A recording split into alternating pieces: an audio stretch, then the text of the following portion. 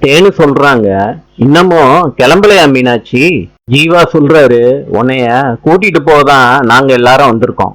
எல்லாரும் சேர்ந்து ஆட்டோல மீனாட்சிய கூட்டிட்டு வராங்க. மீனாட்சி வீட்டுக்கு வர்றப்ப அப்பத்தா சொல்றாங்க, ஏய் நில்லு. ஜீவா சொல்றாரு, அப்பத்தா அவங்க மதனியோட தங்கச்சி, இங்க வர்றதுக்கு ரைட்ஸ் இருக்கு. ஜீவா சொன்னத கேட்ட அப்பத்தா அவங்க வீட்டுக்குள்ள போறாங்க. பொட்டிய எடுத்துட்டு வர்றாங்க.